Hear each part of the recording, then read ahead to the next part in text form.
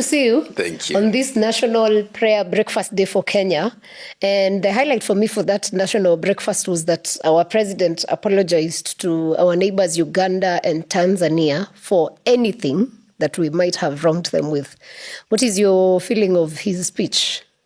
Diplomatically, I think President Ruto has done the right thing.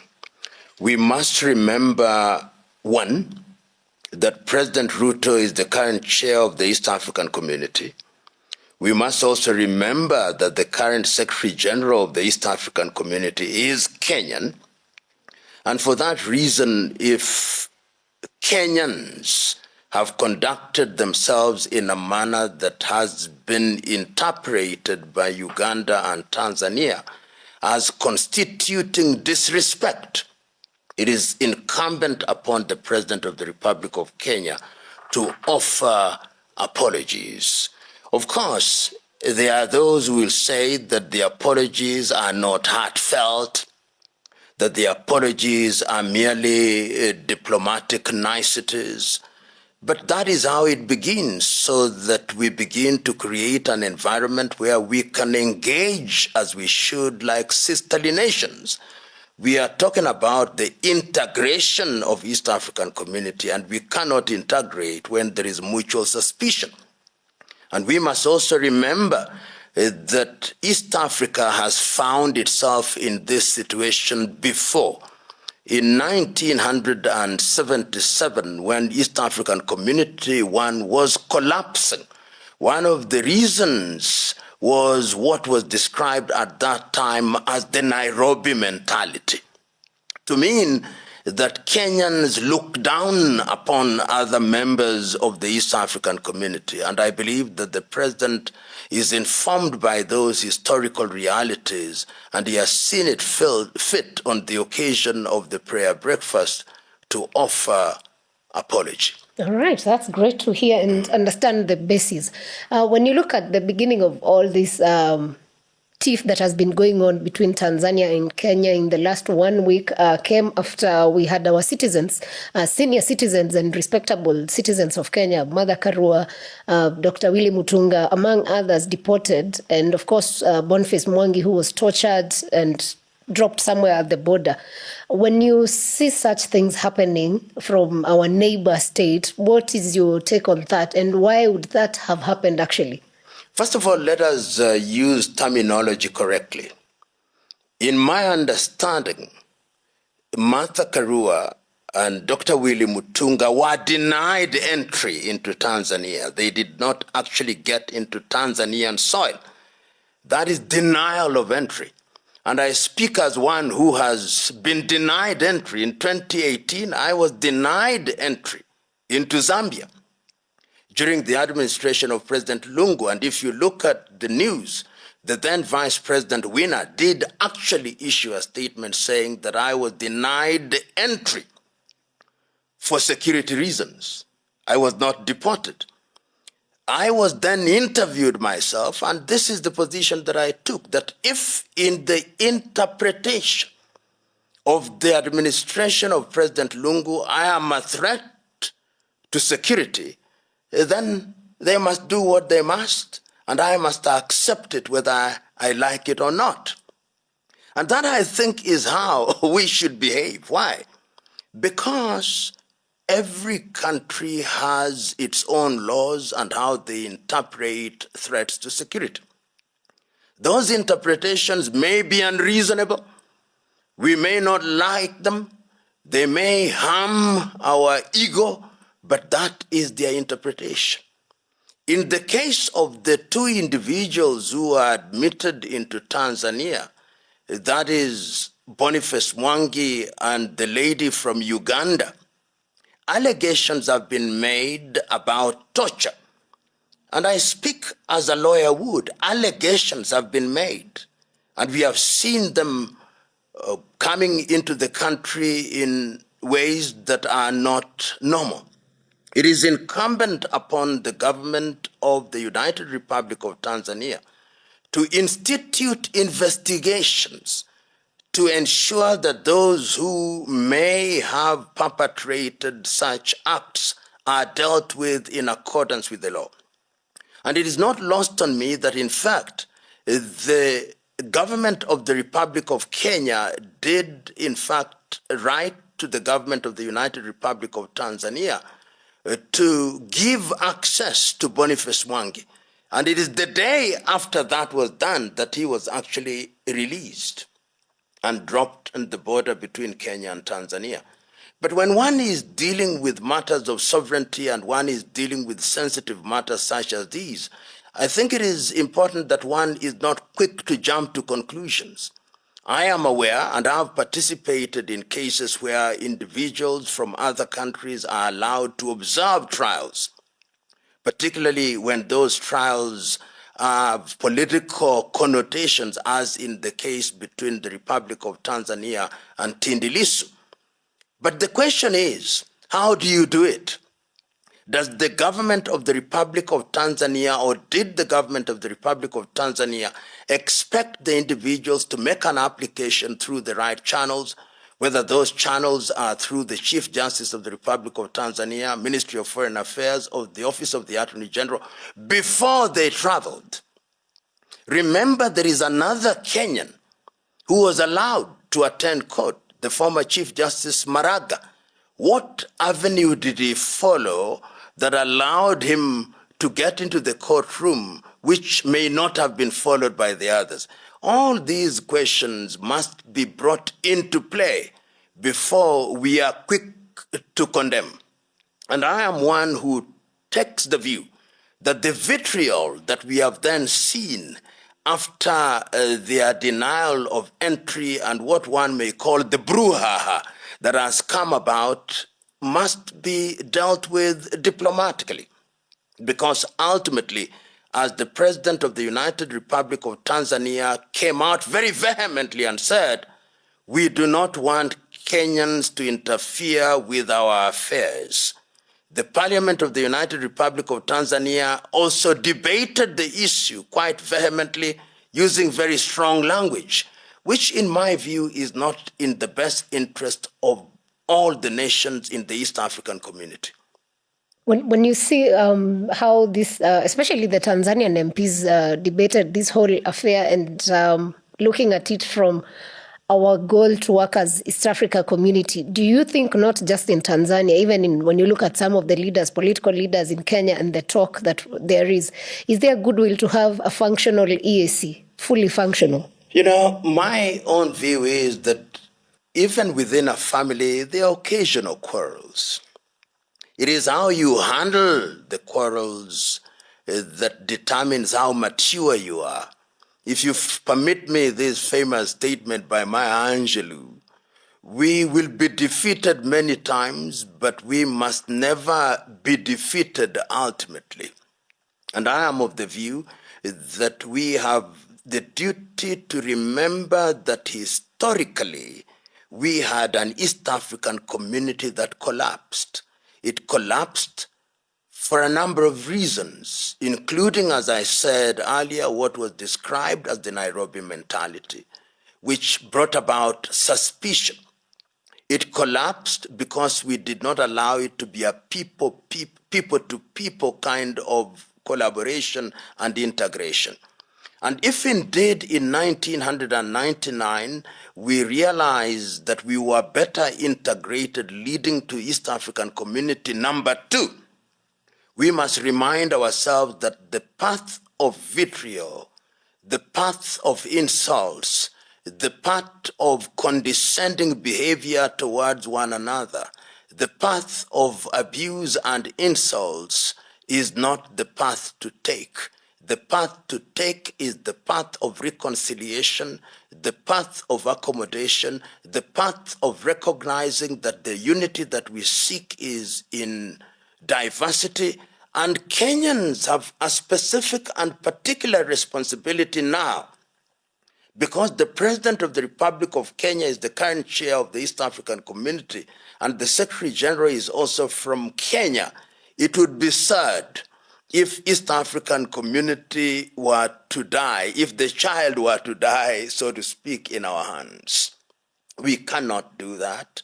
I would have expected by now that President Ruto would have summoned an extraordinary meeting of the East African heads of states to discuss the dangers that are posed to the situation in East Africa. Remember that even the Democratic Republic of Congo only last week did not send any representative to a meeting of speakers.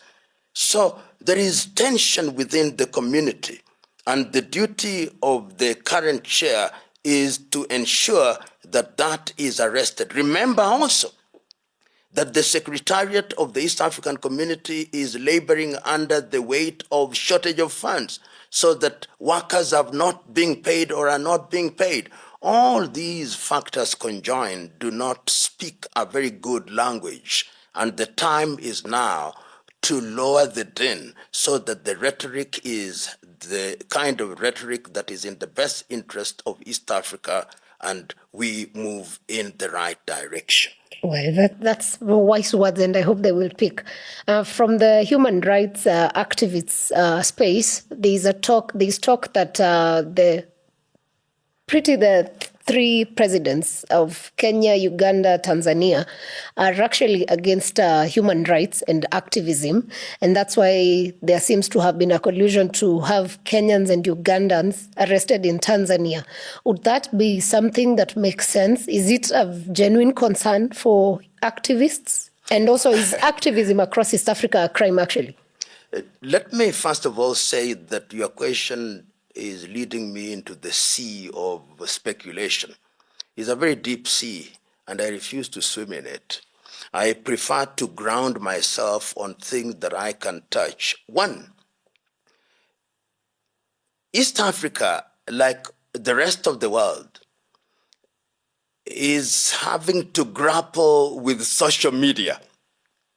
And this is a very agile medium which you cannot deal with. President Museveni became president in the 1980s when social media did not exist in the manner that it did. President Samia Suluhu Hassan runs a country that, whether you like it or not, is politically there is some kind of discipline, and CCM Chama cha Mapinduzi, which came after TANU and Afro-Shirazi, has been in power since they regained independence. And in Kenya, of course, we have had a totally different trajectory with the multiplicity of political alliances. And of course, South Sudan has its own problems. Rwanda and Burundi have their own way of doing things. Somalia, which is also a part of the East African community. And of course, the Democratic Republic of Congo. What is my take? I believe that those who are warriors for human rights must be given space. History has been consistent in telling us that rights must be fought for. And some of the individuals that are involved in this kind of situation are people that I know reasonably well. They have been in these spaces and they have made their contribution. But it's also important to say that we are not integrated, so that there are certain things that one may very comfortably do in the Republic of Kenya. Remember that in the Republic of Kenya, we had a movement that led to the Constitution of Kenya 2010. And if you look at the Constitution of Kenya 2010, it allows for many things which may not legitimately be accommodated in the United Republic of Tanzania or accommodated in Uganda. And it is wise for those who are coming from Kenya to remember that the Tanzanian reality and the Ugandan reality is not necessarily the Kenyan reality. And when you do that, then you will recognize that your engagement in those countries must be informed by the realities of those countries. And this is not unique to Kenya. It's not unique to this region. We are seeing that even as we speak now with a new administration in the United States of America.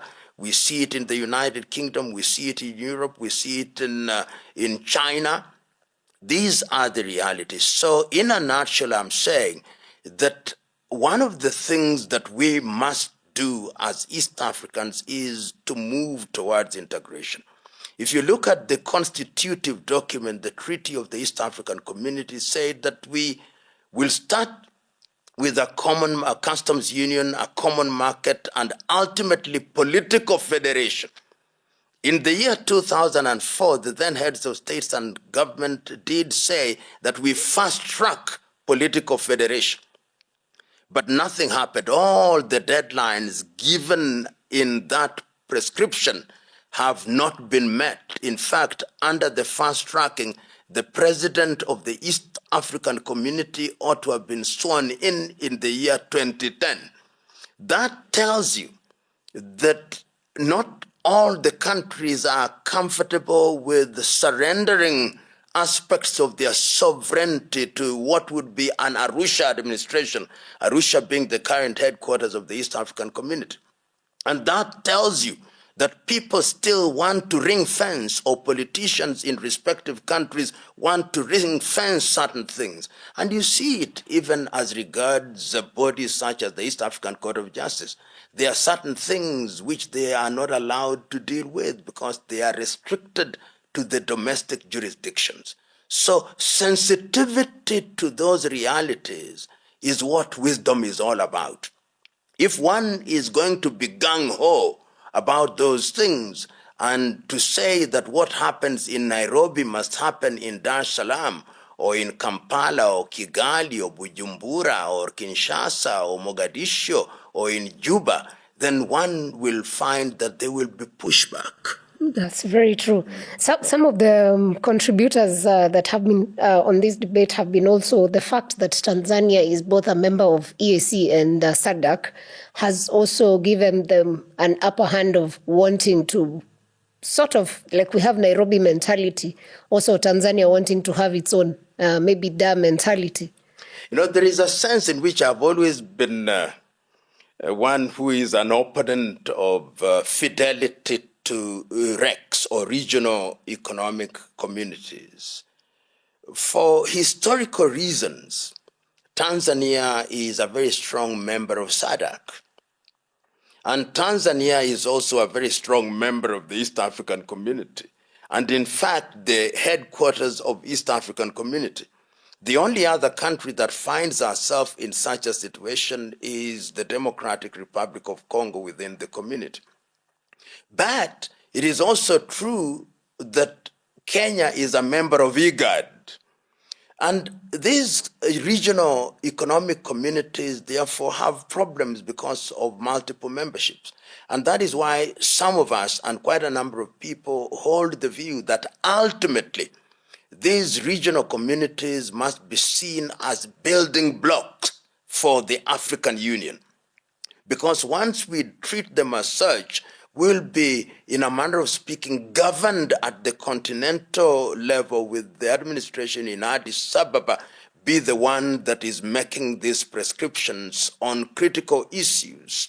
As we, if one must compare, we see in Europe with the European Union, with the European directives covering critical issues, whether it's on economic issues, whether it's on human rights issues, on matters as mundane as the quality of water.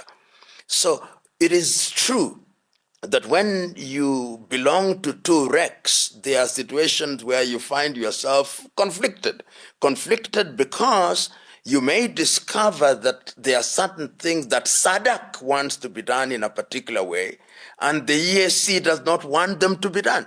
And this itself, it does create problems. And I think the quicker we harmonize these RECs and harmonize the constitutive statements and move towards a more integrated Africa in the manner that was contemplated in 1963, the safer we will be.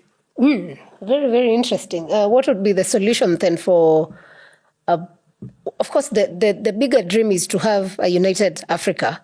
But before we get there, what's the first steps that will actually functional steps for East Africa, for that matter?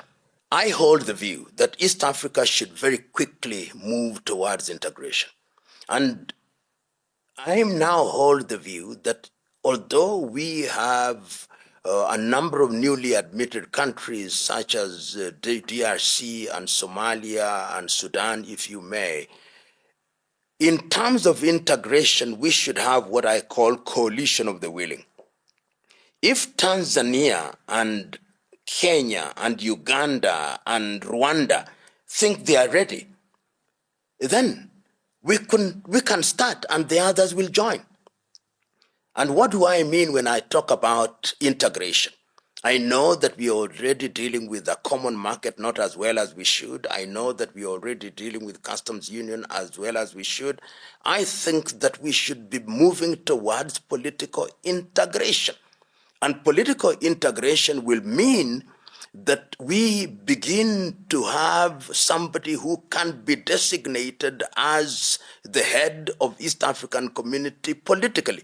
Even if it is rotational in the early days, it will be a good thing. It will mean that our judicial system will be a lot more integrated, so that instead of having a Supreme Court of Kenya, Supreme Court of Uganda, or the High Court of the Court of Appeal of Tanzania, all those courts will be merged, and what will then be the ultimate court in the region will be the East African Supreme Court.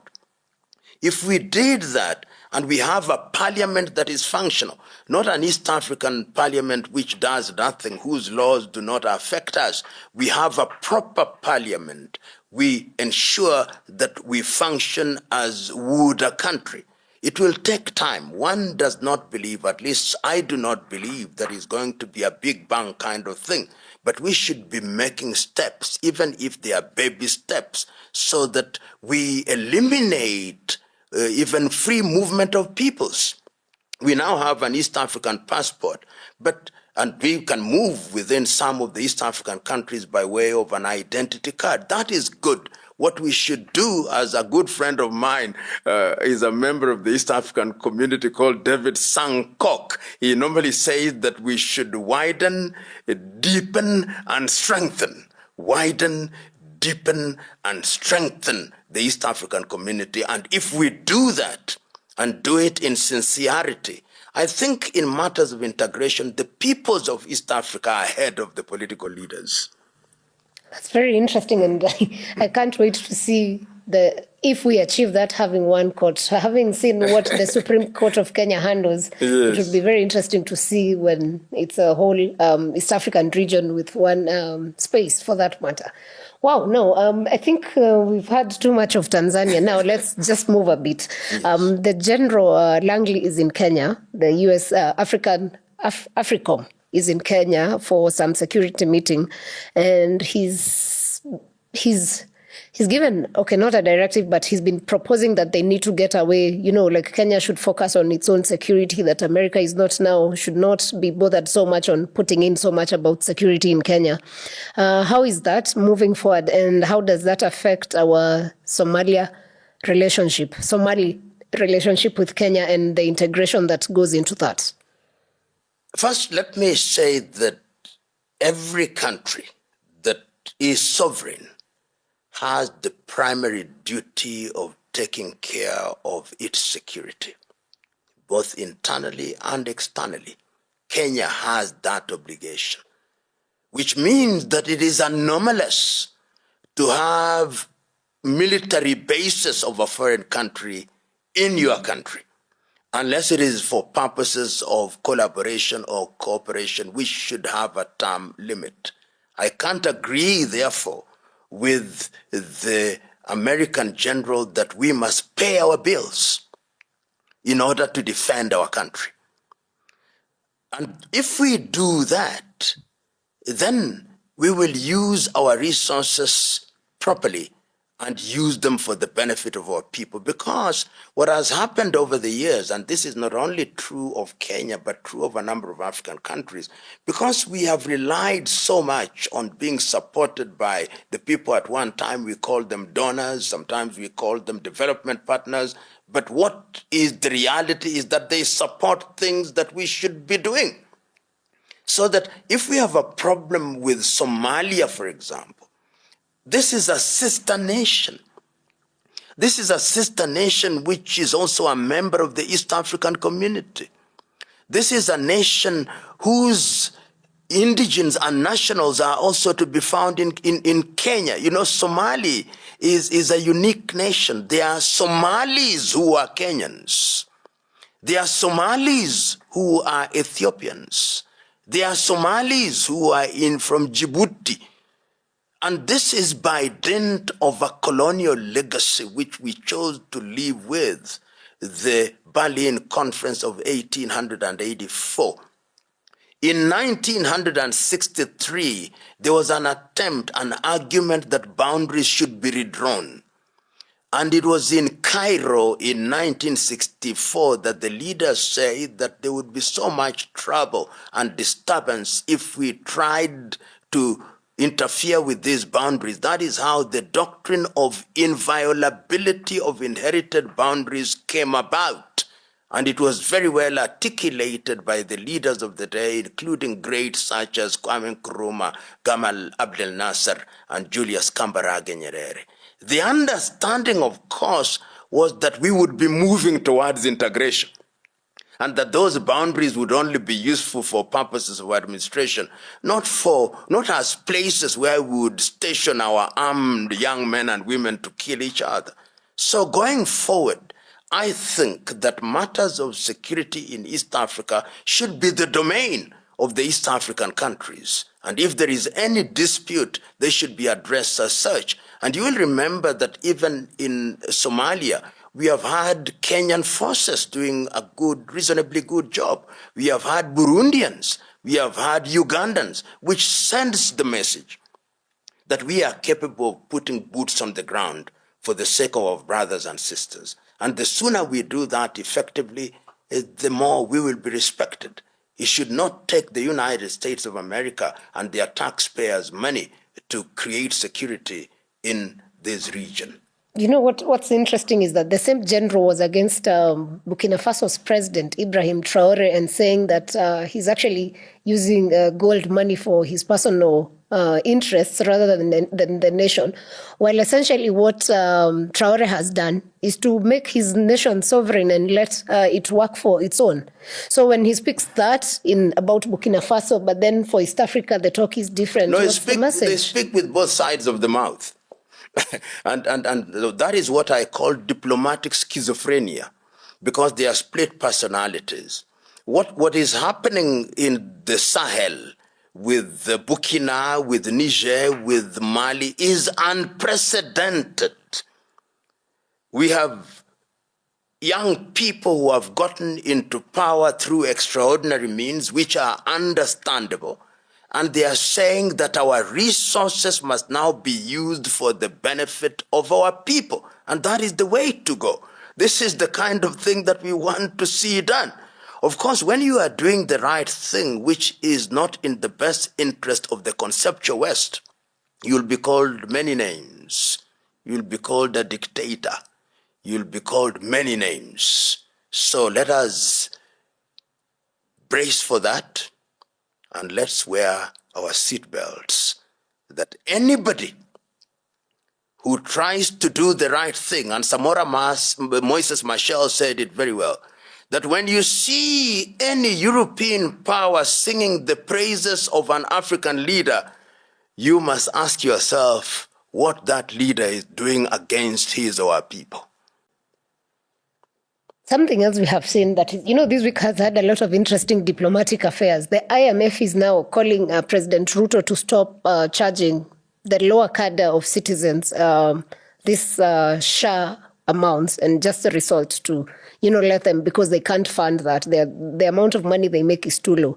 So now when we have this general saying this, then we have IMF saying this. What does that mean about Kenya, and why is then Kenya so important for them? Whenever I listen to the rhetoric from the Bretton Woods institutions as presently constituted IMF, World Bank, I laugh, because they are not interested in the best interest of African countries.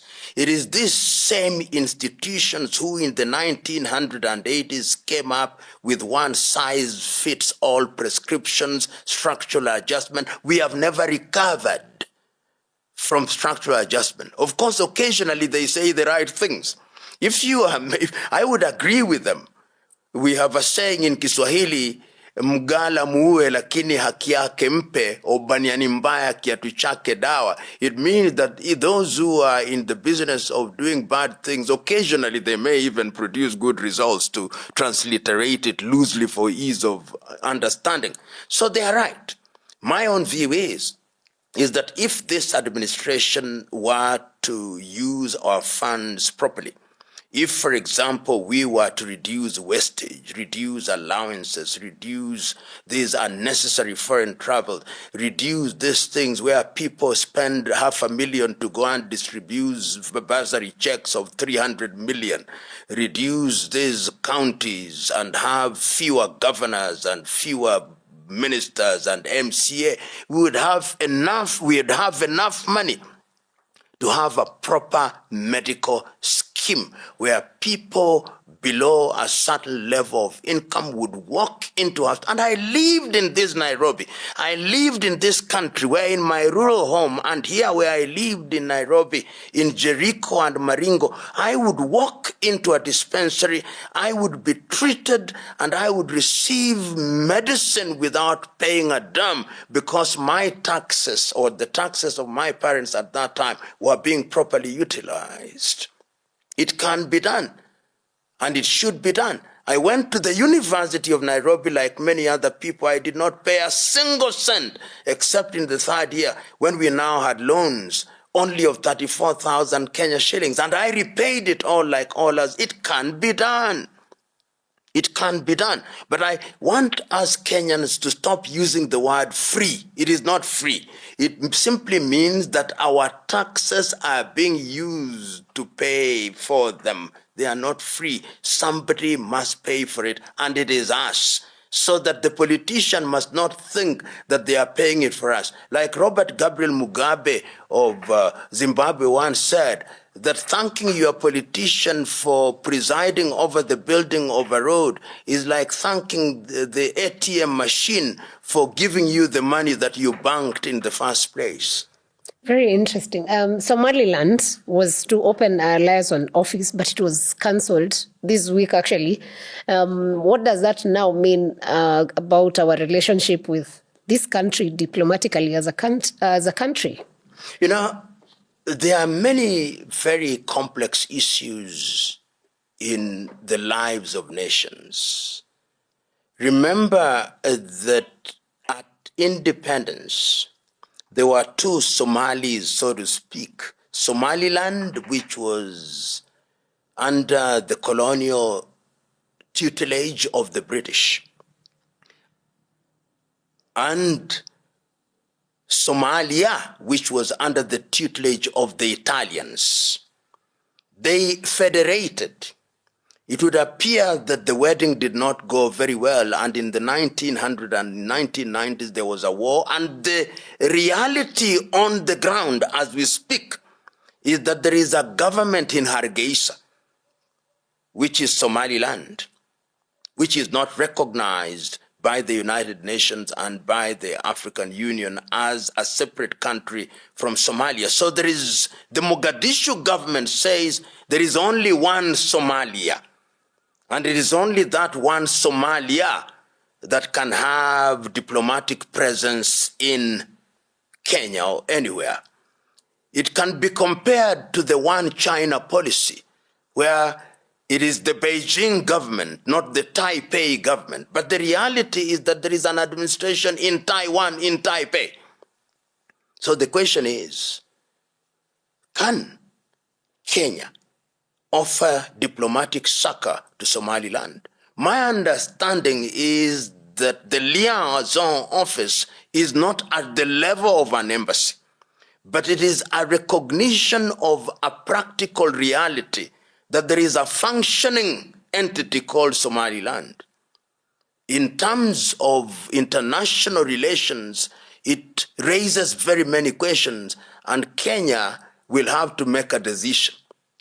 One of the things that I talk about is not unique to that part of the world. I think that when we talk about African unity, these are some of the things that we'll have to grapple with. It is not going to be easy. It is going to be uncomfortable. Sometimes it is going to be heated, but we must deal with them in the same manner that we dealt with the question of South Sudan. The same issue is being raised in southern Cameroons. You remember in the case of Nigeria in 1967, it even led to a civil war when Chukwuemeka Odumegu Ojukwu at that time declared that Biafra was a separate entity.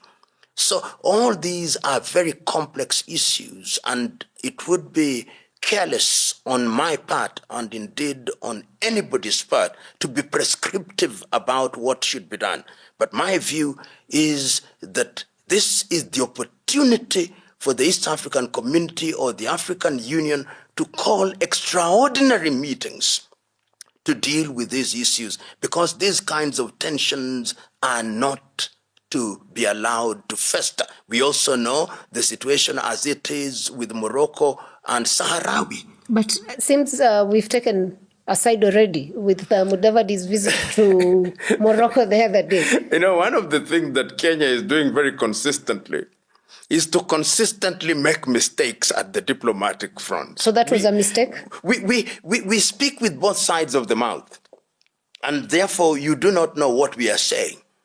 So my own view is that we should be very slow. We should understand what we are doing. This is not the first time that we are doing what we are doing. I remember at one time there was a representative of Sahrawi here and that of Morocco, and we were unclear of what to do, and of course we apologized. So once again we are in Rabat. I don't know whether in 2 weeks' time we'll be apologizing again. My own view is that on matters such as this, there should be a meeting of the African Union, and the African Union takes a position, and that position then binds all African countries, and those who do not want to be bound by it will have reservations. If you do that, then you'll be doing the right thing and making the right diplomatic decisions. And that's on the African level.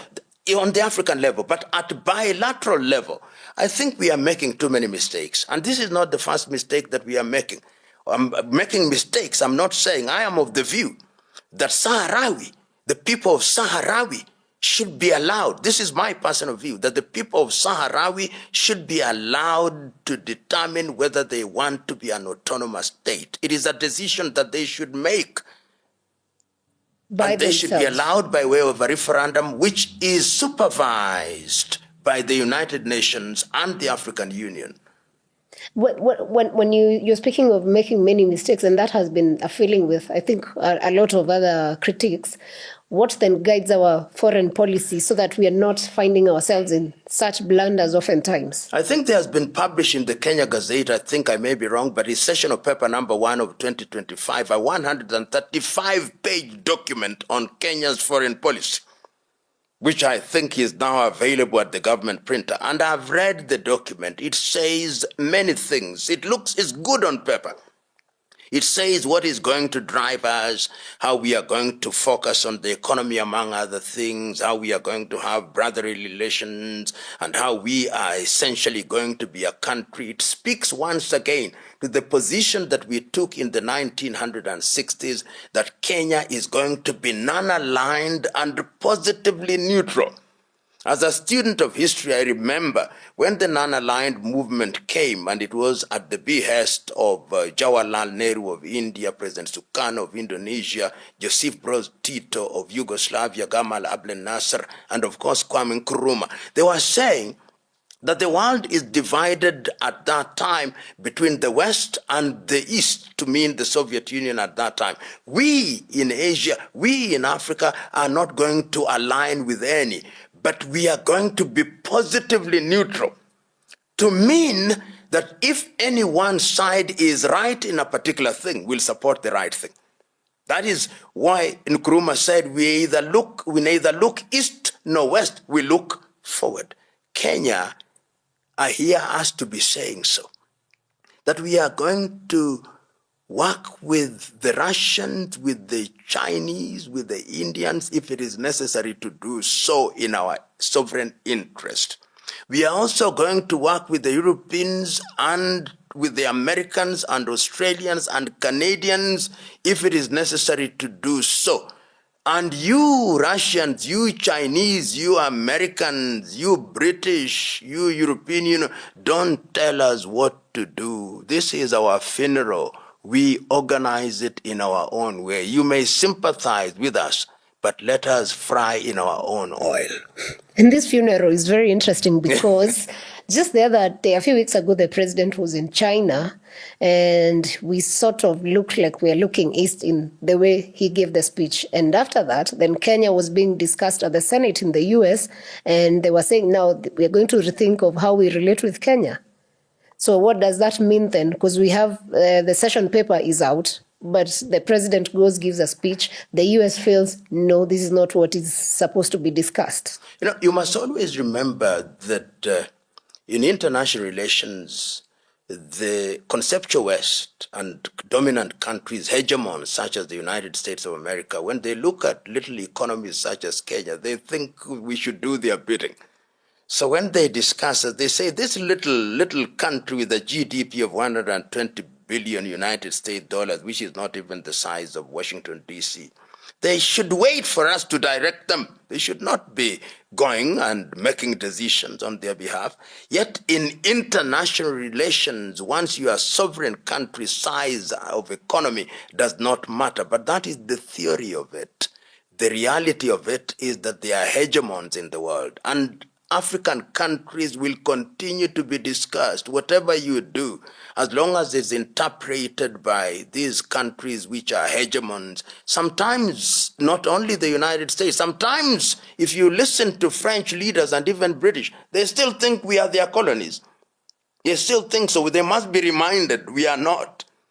And that is why I think the great American civil rights, John Henry Clark, said, black beauty without black power means nothing. We must be beautiful and powerful. And that power can only come about through integration. And that is why I'm one of the greatest proponents of integration.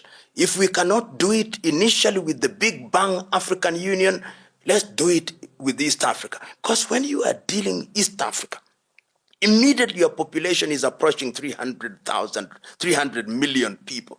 You have a big market. The internal market then becomes almost as big as that of the United States of America. The monies that we are spending in defense in each of these 8 countries can then be collapsed into one. Then you will be heard. And I want to conclude my answer by saying this. At one time, the same thing was told of South Africa when the president was Nelson Rolihlahla Mandela. And he told the Americans, where were you when you are now telling me I should not tango with Libyans? You are telling me I should not tango with the Cubans. You are telling me I should not have any relationship with the Palestinian Liberation Organization. Where were you when we were fighting apartheid? Please, you are our friends, but don't choose my other friends for me. At least allow me the dignity of determining who my friends are. Do you think the issue of AGOA may be a key factor as to why the US feels like they can also control? You know, Africa Growth Opportunity, if you look at the actual impact of AGOA in African countries, you know, we can live without AGOA. African countries can live without AGOA. We only have been made to believe that AGOA is a magic wand upon whose strength we pronounce abracadabras and our economies grow. Not true. Look at our textile industry. Kenya has now overtaken Nigeria as the largest importer of second-hand clothing. And the second-hand clothing that we are using here is actually, they are dumping second-hand clothing here. Suppose we were to take a vow that we are not going, and in fact, in East Africa, it had been agreed that we will not import second-hand clothes. Suppose we were to take that and we say, we are reviving all our textile industries. What would it do? It would mean we would be farming cotton. It would mean that we would have cotton cake for animals. It would mean that the entire value chain that is related would be revived with accompanying jobs. It would mean that we would now be making clothes for our own people, and it would grow our economies, and we would not, in fact, be exporting anything to the United States of America. We must wake up. As the young people now say, we must be woke. And integrate, for that matter, Absolutely. for it to work. Very interesting. You've mentioned about Mandela and his lecture to the US back then. President Ramaphosa was in US the other day. Of course, there's a video that was shared that was not was fact checked and was not real. But how their conversation with President Trump went? What is your take, and how do you feel about that? I've watched that clip many times, and it evokes mixed feelings. That this Cyril Ramaphosa is the president of a country that bore the brunt of racial discrimination, still bears the brunt of racial discrimination. He is subjected to videos which are completely taken out of context. And he has to sit there like an errant high school prefect, summoned by a principal, to be told, why did you not do this? Why did you allow it to come to the attention of the principal? As an African, I feel pained. But yet there is another positive aspect to it. That in the face of that provocation, Cyril had what one may call preternatural equanimity, calmness, that allowed him to sit. And for that reason, he is to be admired. Other people would have walked out of that meeting, but he sat there. And I think it is his trade union background that made him sit through all that. But there is another question. Did he have to go? This is the question. I personally hold the view that he went too soon. I hold the view that negotiations should have been held at a lower level and only ultimately escalated to the presidential level. Remember, it was coming at a time when their ambassador had been declared persona non grata in the United States of America. So I hold the view that it should have gone slowly. Of course, somebody will say, and rightly so, that I'm speaking on hindsight, and hindsight is always perfect. But that is my feeling. But it was sad that that happened. Why do you think, what is the interest of Trump in South Africa? You know, South Africa is an important country in Africa. This is, depending on who you are talking to, and the fundamental that you are looking to is either Nigeria or South Africa, which is the largest economy, and the Egyptians always have something to say about that. But that is not important. What is important is that South Africa is a large economy with numerous resources, with white population, which holds the economy. A white population which has also declared that they want to create their own country in the Cape. So the interest of the United States of America and the Trump administration, as I see it, is that these are our kith and kin. And wherever they are, we are going to protect them. And we don't care about history. And that history is very recent and is still alive, as I said. You visit South Africa, you still see the vestiges of apartheid. And I hope that there will be reflection. It gladdened my heart, and it gladdened my heart that there are still a number of South Africans of white extraction who did not buy the narrative, who are able to quickly to point out that some of the footage that was being shown, or the pictures that were being shown, were actually taken out of the Democratic Republic of Congo. So it tells you that there is a lot of work to be done, because there are people who still think and still instinctively support apartheid South Africa. And remember that apartheid is a mental construct which is still alive and well. But we cannot, in this day and age, when we now recognize that We must have a world where, as Robert Mangaliso Sobukwe said in 1960 when he was asked about racial discrimination, he said that the only race in the world is the human race. Once we reach that level, then we will not be talking about the thing that we are talking about. Okay, something else that stood out for me was that Elon Musk, who's of course been fighting SA for reasons, maybe wanting to have his company given license to operate and other things, of course, land issues, was among the people who were to welcome Ramaphosa. What is the message in this case? You know, the gentleman Elon Musk, from what we see, has entered into a space where he now combines money and political power. And being South African, I think it is his time to get back to these boys of the black empowerment. Remember that Cyril went into the black empowerment space immediately after the first election, and is very powerful. He's one of the richest Africans in that part of the world. And I think that Elon Musk says that now that I am Tesla, now that I am, is now called X, now that I'm in this space, I want to go back and rule the roost in my country. And in a manner of speaking, you know, appearances are very important. Both sides were very deliberate in who was brought to the table. On the side of the United States of America, you have Elon Musk, one of your own. On the side of Cyril Ramaphosa, you have some whites, the Ruperts, and they say, yes, this is one of your own. So there was what one may describe as an intellectual pull and push.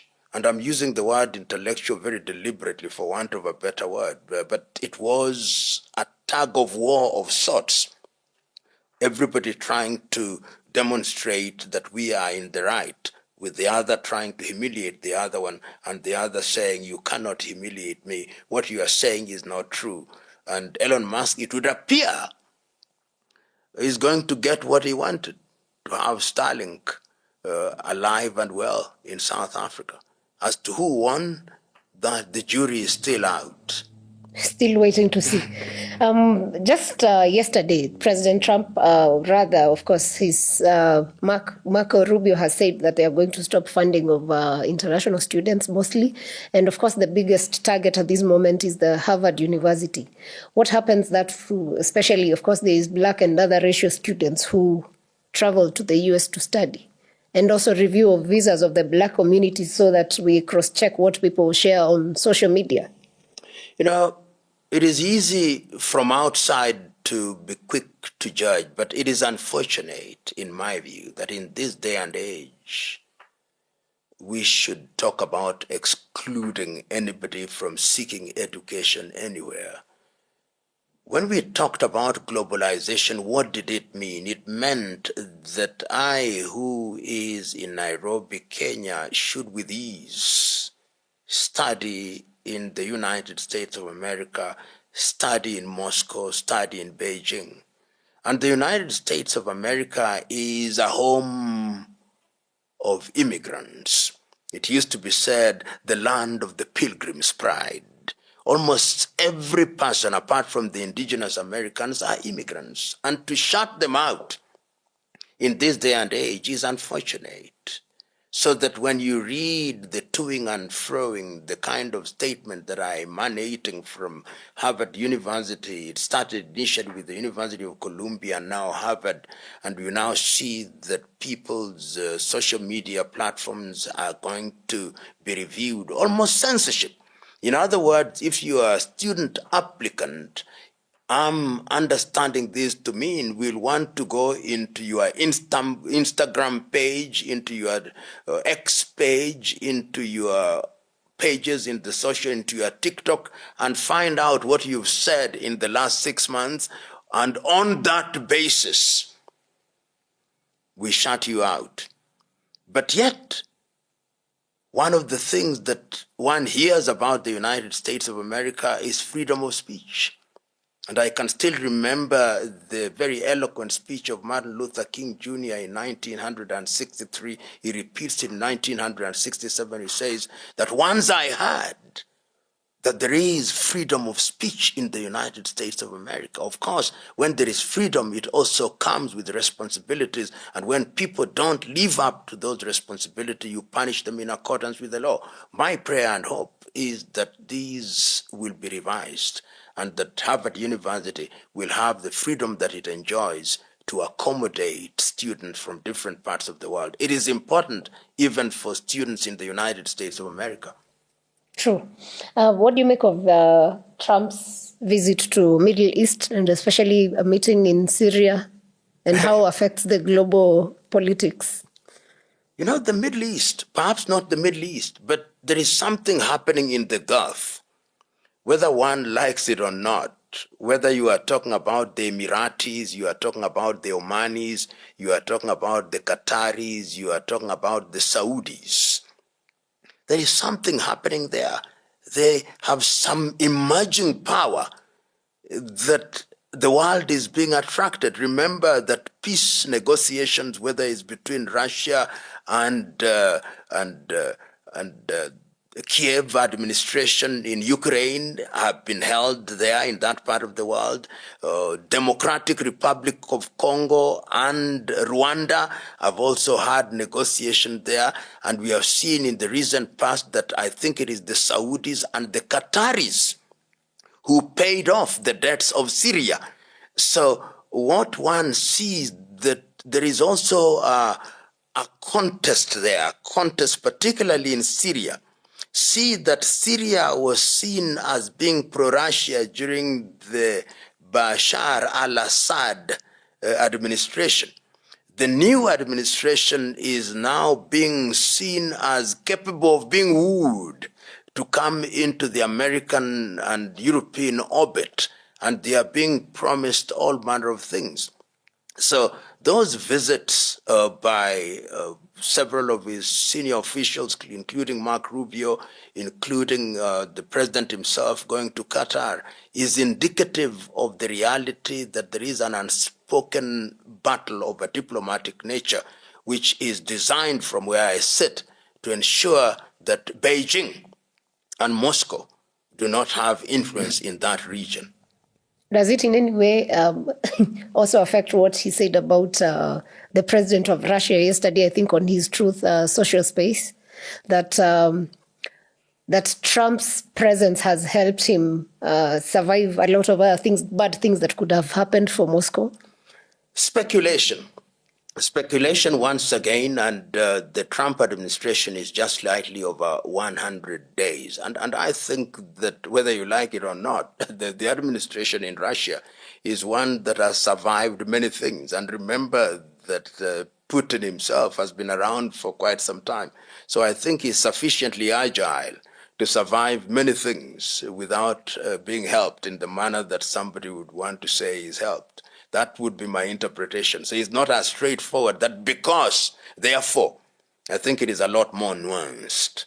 Okay, very interesting. Yeah. Back home, before we come to the end, we have seen a lot of debate happening with the movement of the public seal from the AG's office to State House, back again from the government spokesperson saying, actually, no, it did not move, it's back in AG's office. What does the Constitution say about that? And then why would we have that confusion? You know, first of all, it is a debate that we ought not to be having. I've seen one of my colleagues who says that it did not move. I've seen somebody saying it did not move.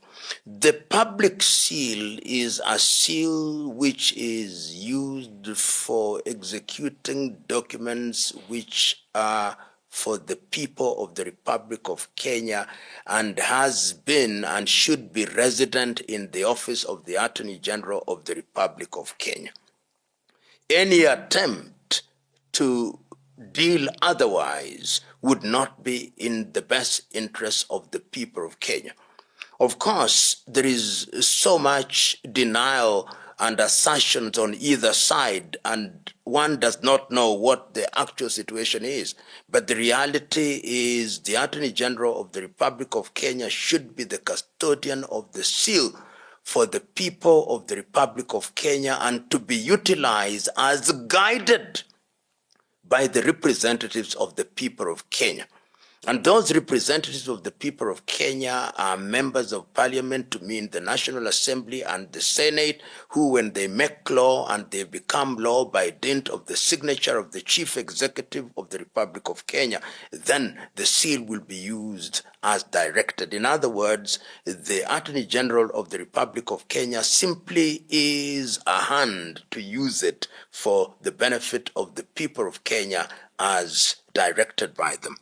It is unfortunate that we even find ourselves in such debates.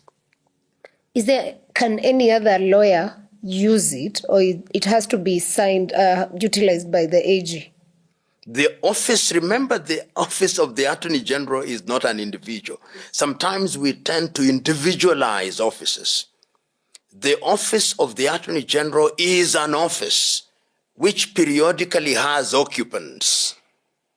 So let us look at the office as an institution, not individuals who come and go. Interesting. Yeah. There's a case in court about IBC and the membership. Of course, I know we can't discuss that for legal issues, but I would want to know how important, because there is something that came up that without the delimitation not happening, then we can't have an election in 2027.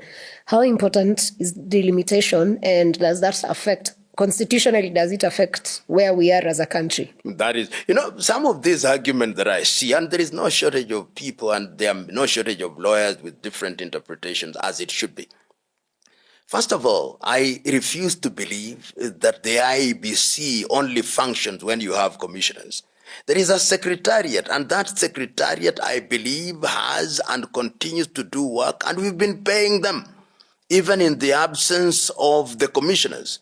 So to say that no work has been going on and that work will only begin when these commissioners come in is without basis. What the commissioners will do is simply to approve the things that have been determined by the secretariat, because the commissioners are not experts in these things. It is the secretariat. And it is true to say that there are certain things that are time sensitive. But to say that we'll not have elections because the IEBC has not been properly constituted, I know Kriegler said, in the Kriegler report, he did say that it is proper that an IEBC should be properly and fully constituted at least 3 years before the elections so that they have time to prepare. That was the practical bit. And I'm also of the view that when you are dealing with an electoral body in a country whose politics is run through suspicion, the sooner they are in place, the safer. And I hope that some of these cases will be determined as a matter of priority and that the individuals will then have the opportunity to serve. We also have become a country where we litigate about everything. This idea that there'll be some angels who will come and run our elections and then we'll all accept is completely misguided. And the individuals who have been taken through the mill, I heard somebody say that this and that is related to this and that. Who says that if you are related to somebody, you cannot be appointed? Once you are appointed, you become an independent commission. And it's only in Africa that these debates go on. If you go to India, you don't have these elaborate things called IEBC. You go to countries in Europe, you don't have elaborate things called IEBC. Elections are called in 1 week and you have election. But the reason why we have these difficulties is suspicion. We have a class of politicians who have been with us since the 1980s who believe that if they don't win an election, then the election has been stolen. Even if you brought the angel himself to run those elections and those individuals lose the election, they would still say the elections are rigged. So the first thing that Kenyans must deal with is the trust question. We must begin to create institutions that we trust. It's going to take time, but that is work that we must engage in and engage in spiritedly.